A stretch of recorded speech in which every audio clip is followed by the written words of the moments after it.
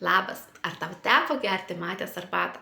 Aš kaip tik pasidariau matės arbatą, besimėgaudama prisiminiau filmų ištraukas, kur vykdavo matės gėrimo ceremonijos. Neteko man dalyvauti tuose ceremonijose, gal ateityje, tačiau galiu pasidalinti su jumis vertinga matės arbata, kuo jinai vertinga ir kuo jinai naudinga mūsų sveikatai.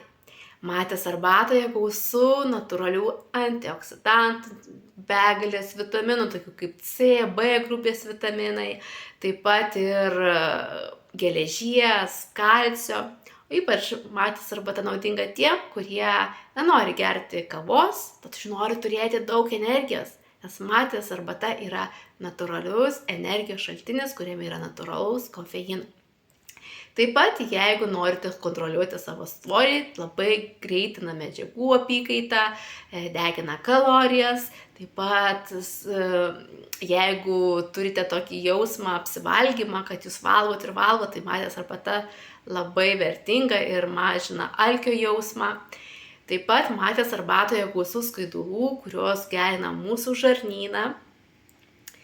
Ir jeigu jaučiate stresą, nerimą, emocijos kyla, norite geriau išsimiegoti, taip pat matės arbata yra skirta jums.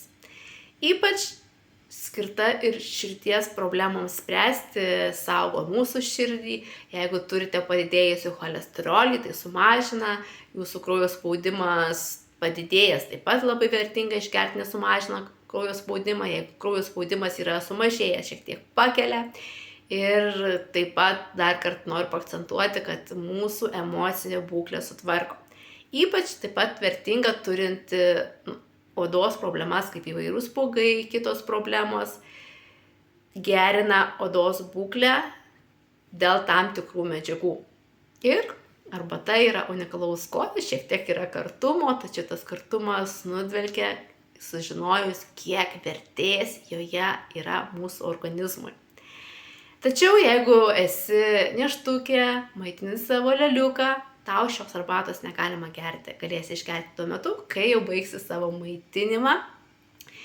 Ir jeigu buvo tau vertinga ši žinutė, kviečiu pasidalinti su draugais ir komentarą parašyti, ar tau teko gerti matės arbatą. O jeigu nori ir tu pasimėgauti matės arbata, palaikyti sveikatą, turėti geresnę emocinę būklę, daugiau energijos, tad drąsiai rašyk man ir aš pasidalinsiu, iš kur aš ją įsigijau.